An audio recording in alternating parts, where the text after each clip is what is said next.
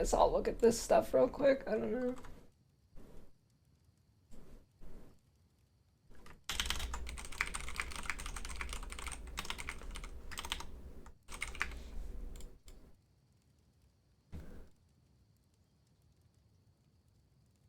Long-anticipated content coming in Season 2, called Tombs of the Erased, releasing on April 17th.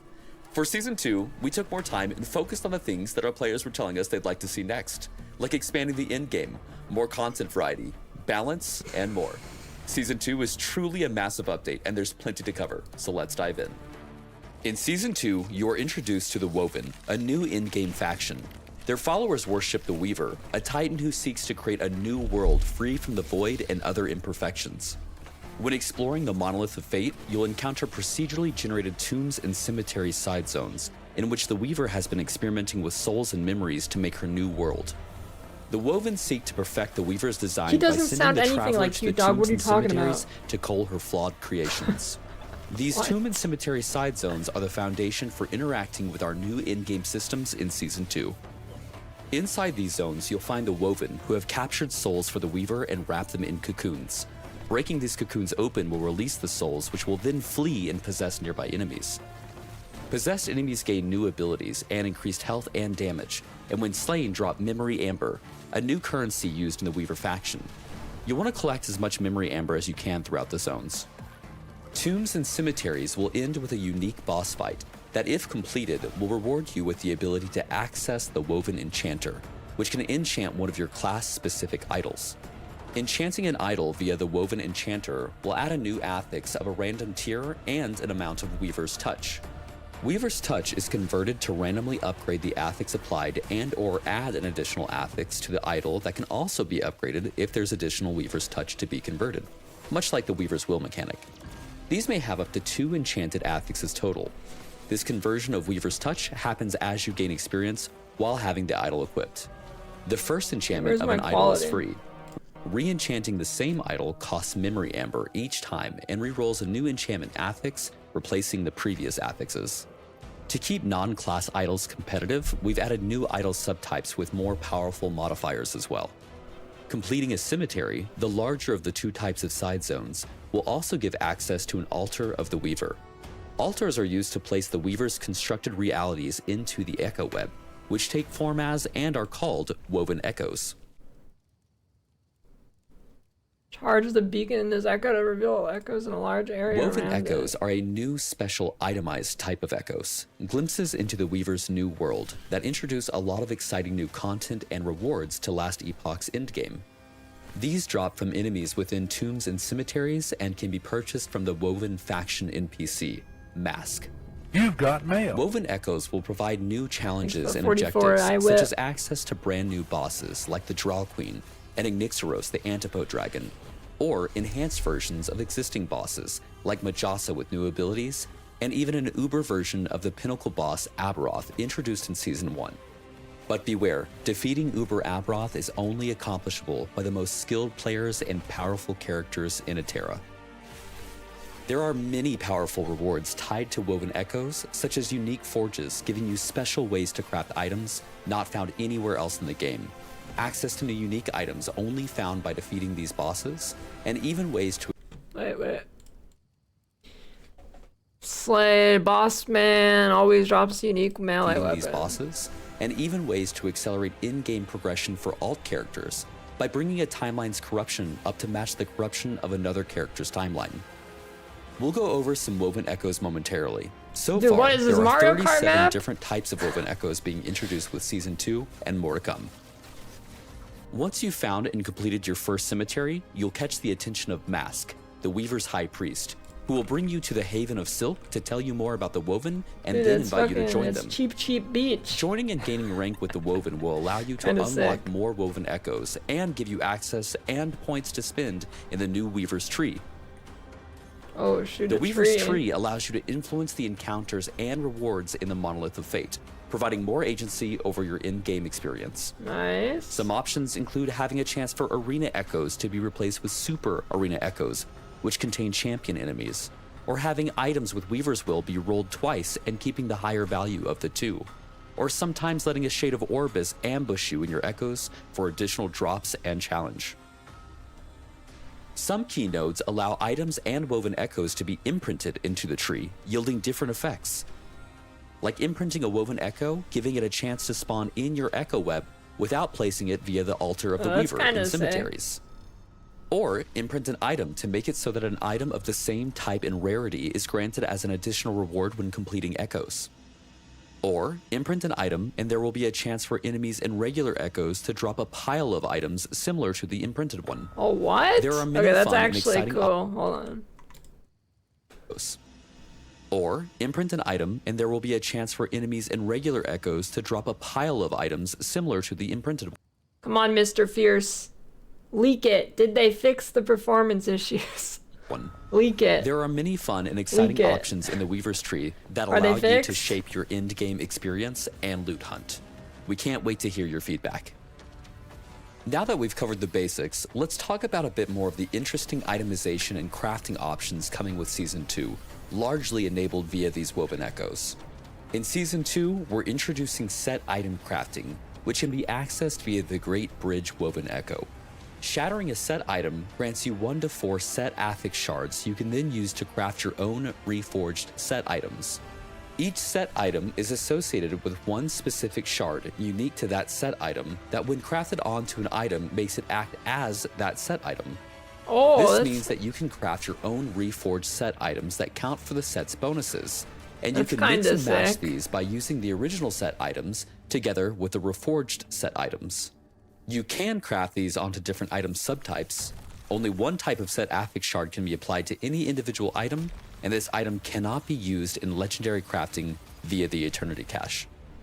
We're also adding the ability to re-roll the legendary potential of uniques via the Farsight Turtle Woven Echo. The unique must have at least one legendary potential. Rerolling the legendary potential possesses quite a significant risk, as if the legendary potential fails to go up, it will instead go down all the way to 0. This is a worthy risk, as many times to get an upgrade, you need to have more than one legendary potential. And even in the case that it ends up going down to 0, you can then attempt to upgrade it again via the Nemesis Egg, providing multiple new chances to turn an item that might not be an upgrade into an upgrade. In the Orden's Watch Woven Echo, you can replace attributes, strength, dexterity, attunement, or intelligence, with another, as long as the affix isn't sealed. Nice. This costs 1 forging potential from the item. The tier and roll range of the replaced affix will be preserved for the new affix. In the Gauntlet of Strife Woven Echo, you'll be challenged by a sequence of boss encounters, and by completing, you'll be rewarded with access to the Sacrificial Altar, which can be used to sacrifice a unique, legendary, Weaver's Will item or set item to re-roll the mod and implicit values of a matching item. The item being sacrificed needs to have equal or greater legendary potential, or the item. Hey, I'm trying to read here. Offer unique legendary Weaver's Will or set items. Sacrifice the Weaver that's may reroll another matching item according to her design. Item to re-roll the mod and implicit values of a matching item. The item being sacrificed needs to have equal or greater legendary potential or Weaver's Will. Rune of Research and Glyph of Insight have been removed and replaced by the Thaumaturgy device at the end of the Rune Prison Complex Woven Echo, where you can replace a prefix with an experimental affix on boots, gloves, or a belt. This makes the process of crafting experimental affixes much simpler. The exiled mages you encounter will have a chance to drop this Woven Echo. We're also adding some brand new crafting materials, such as Rune of Weaving, which speeds up your Weaver's Will and Weaver's Touch item conversions. Using a Rune of Weaving will convert some Weaver's Will or Touch to add additional affixes or affix tiers like you would gain by slaying enemies with the item equipped. Rune of Havoc, which shuffles the tiers of affixes of an exalted item. Sealed affixes are unaffected by this action. For example, you could potentially use the Rune of Havoc to change Tier 1 Strength to Tier 7 on an item that had a different affix at Tier 7 previously. Mods. Rune of Redemption, which rerolls exalted affixes to other affixes, preserving tier and roll range. Again, sealed affixes are unaffected. This is looking like some crazy power creep. We believe you guys will be excited about is when using the Eternity Cache in Temporal Sanctum, Tier 2 or above, you may now select one affix that is guaranteed to be applied to the legendary that you're about to create. That one's crazy. Season 2 brings an additional challenge for players with newly introduced champion Choose your enemies exalted that spawn in the mod. campaign, monolith, and dungeon. Champions are powerful versions of enemies with additional and altered abilities that spawn with 3 additional random modifiers, including 1 champion mod. They drop extra loot when killed and even have a small chance to drop much rarer loot, like a pile of unique items. Champions also always drop an item with a sealed champion affix that depends on the champion's mod. For example, a volcano champion will always drop a belt with a volcano champion's affix. These mods have unique affixes rarely seen elsewhere and can be very powerful when used with the correct builds. We've made many updates to both the monolith and dungeons. Monoliths have new objectives, like slaying enemies until a cocooned item drops, which is a unique item that has a higher chance to have legendary potential when identified, or the need to seal deadly void rifts that have begun appearing in the echoes. Yeah, it's a lot. You can now reach empowered monoliths on alts much more quickly, as we've made characters in the same environment share Monolith of Fate timeline unlocks. We've improved arenas by having enemy waves spawn more quickly, and increased enemies' movement speed so that they don't take as long to reach you. And we've updated Echo Spire objectives, so that the spires are guarded by a mini-boss and only attack you once you've engaged the Guardian. This means that they will no longer shoot at you from all the way across the map. Okay, that's good. For dungeons, we're introducing dungeon charms, which can modify a dungeon run. We're introducing 2 charms with this patch, one of which is called a portal charm that can be used to immediately portal to the boss I of don't a know, dungeon. like, maybe, dude, I don't know. This feels weird. I'm not a huge fan of this. I mean, it's good because these are the worst layouts known to man, so skipping them, I guess, is better than nothing, but I don't know. Can't they just fix the layouts? Used to immediately portal to the boss of a dungeon and gain a random assortment of mods that you would have gained along the way. We've also added the Black Market Key Trader to Majelka's Upper District in the Divine era, where you can exchange any 3 dungeon keys for a portal charm. In dungeons, you can now use a key to respawn either on the floor you've gotten to or at the boss, instead of needing to repeat the entire dungeon. I don't know, I'm just like, I'm not a huge fan of skipping stuff in like games. I don't know. I think like skipping campaign it's like a cop out. Just make the campaign good. Please, don't test this as a hardcore character. It will not save you. In Season 2, the Sentinel class is receiving a ton of updates, from small adjustments to skills to fully reworking others. Paladin and Void Knight are receiving major overhauls to their mastery passive trees, and Forge Guard is receiving some additions, like a passive allowing them to wield a 2-handed weapon and a shield at the same time. Volatile Reversal has been completely reworked, including a brand new skill tree. By default, it is now a combo traversal skill, where the first use of the skill sends you forward in time to a location to strike enemies in an area, while the second use sends you back in time to your original location, once again striking enemies in that area. You can build for melee or spell damage, and the tree offers some great interaction with other skills like Devouring Orb. We've renamed Sigils of Hope to Symbols of Hope to free up the term for the planned skill sigil system coming later, and have updated its functionality. Symbols of Hope now automatically generate symbols for you, meaning no spending mana or stopping to cast it. Actively using the ability now consumes the symbols to grant ward and temporary damage reduction. Devouring Orb at a baseline now also deals void damage over time in an area around time it, travel back and these time damaging areas changed. can stack. Its skill tree has been updated with cool new possibilities, including a node that instantly casts it for you whenever you move. No more numlock needed, and no more getting interrupted every time it casts. Most Sentinel skills received a variety of small to moderate updates to improve their power and offer additional build options. Examples include Multi-Strike that has been given more support to deal single target damage by allowing additional swords to hit the same target. Vengeance has been updated to include conversions to both Fire and Void. Rive can now be converted to Void. Javelin's Divine Fury and Siege Barrage nodes now work together. Hammer Throw has received buffs to non-spiraling nodes. Shield Throw no longer has a cooldown at base and has a node to allow it to bounce from the player. And Time Rot is now a viable, distinctly unique damaging ailment for Void Knights. We're also very excited to bring a new skill to Marksman, Heartseeker. Holy aimbot. Heartseeker shoots a single target arrow that What seeks is a this, nearby D4? targeted enemy Heartseeker. and has a chance to recurve, meaning it pierces and comes back to hit the target again. When building for Heartseeker, you'll That's likely gonna be want to OP. increase the recurve chance, allowing it to pierce and hit the same enemy many times. If the target is destroyed, and Heartseeker would have recurved, it will instead seek another nearby target. Heartseeker's skill tree gives options to be converted to fire and cold, has lots of support for poison and bleed, can be used as utility to generate mana and different shrouds, and even to provide global buffs granting added throwing and spell damage. You can also remove the base functionality where Heartseeker seeks a new target after slaying the first, and instead turn those leftover recurves into puncture skill procs that fire towards nearby enemies. Heartseeker requires 30 points in the marksman tree, and Hail of Arrows has been moved to the 35-point skill unlock slot. Season 2 is bringing quite a lot of balance changes. Health builds are generally more effective as there is much more access to health modifiers across the game. Health affixes and health regeneration have been buffed, and health granted per level has been increased. Ward builds are still powerful, but outliers allowing for massive ward generation have been rebalanced. In general, many skills have received buffs, as our goal is to make many more builds viable for in-game content, and previous meta builds that were overperforming have been brought in line.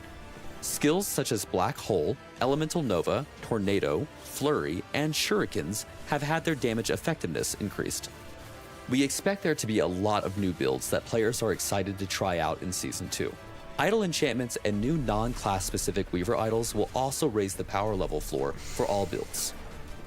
Many unique items have received a pass to help make them more useful. For example, Eye of Ring can once again be used with Warpath and other skills which hit with indirect attacks. Boulder's Wrath can proc Earthquake twice as much as before, and Stormbreaker can now gain Storm stacks instead of a small chance to cast Lightning Strike. We've also applied some quality of life updates to multiple skills, like Warcry's Berserk lasting 50% longer. Dreadshade no longer has a duration. You can hold 3 black arrows from Dark Quiver at once. And we've increased the amount of shortcutting you can do with movement skills by increasing the distance you can travel with them over gaps. Loot lizards will spawn a bit less baseline in Season 2, but there will be more scenarios where you'll be excited to find them, and you can also increase their spawn rate via the Weaver tree.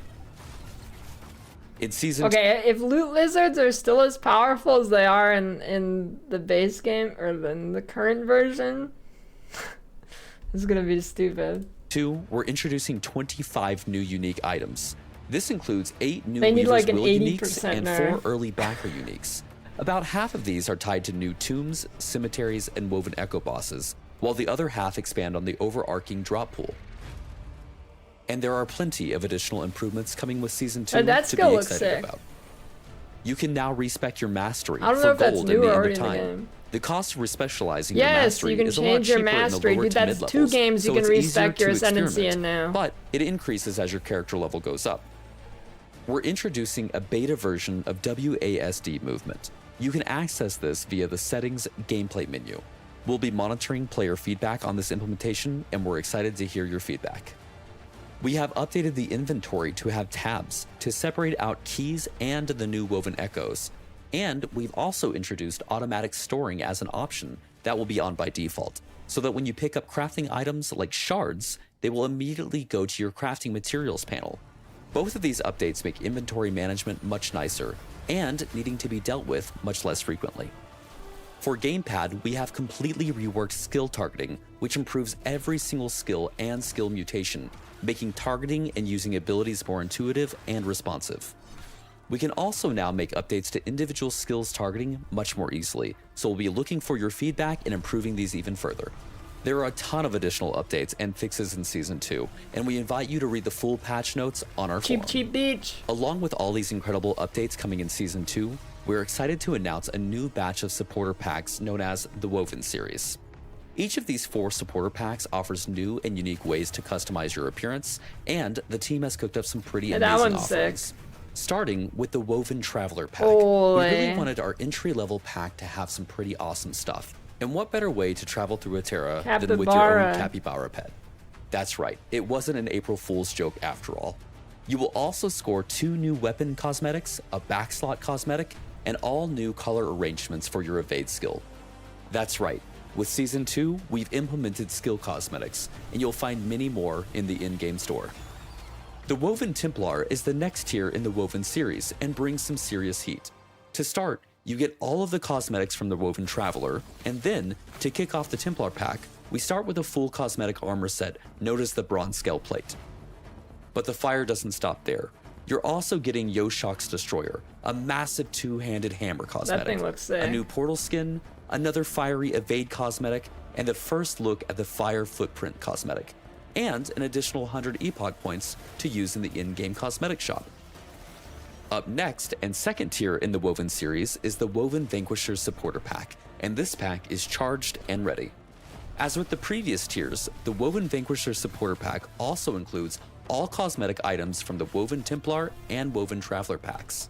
Kicking off the Woven Vanquishers pack, That players armor will pack's harness the sick. power of the storm with the Thunderfang cosmetic armor set. You'll also receive the Tempest Gate portal, Storm Drake Wings back attachment, Storm Dragon staff, Storm Walker evade effect, and Lightning footprints. And finally, if you're looking to get everything the Woven series of supporter packs has to offer, then the top tier Woven Legends supporter pack is the one for you.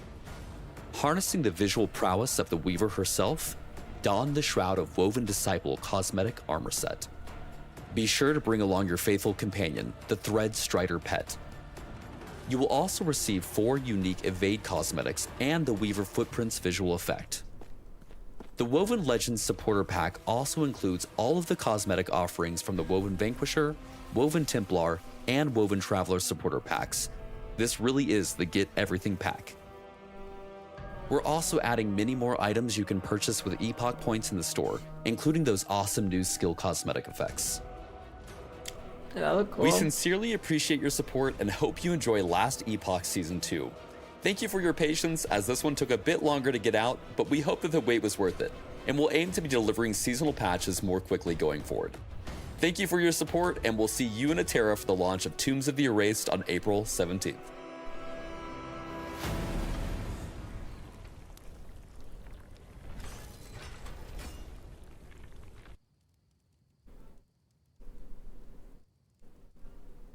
Pause? Is there more? I don't know. Is there another? No. That looked pretty good. There's a lot of stuff. That was a lot. Over 100 pages internally of patch notes, and is officially our largest patch to date. Oh God.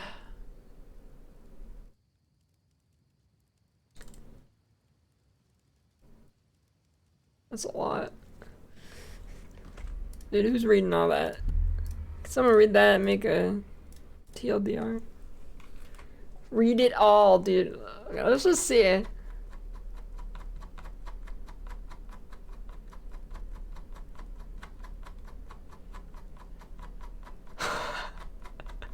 Holy shit, dude.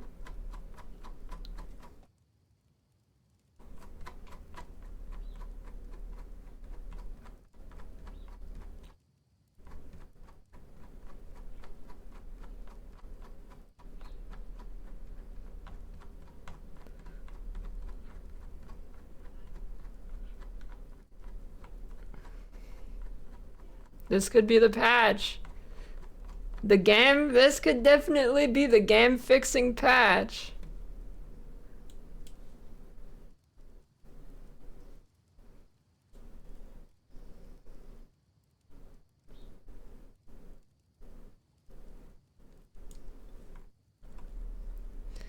Holy shit.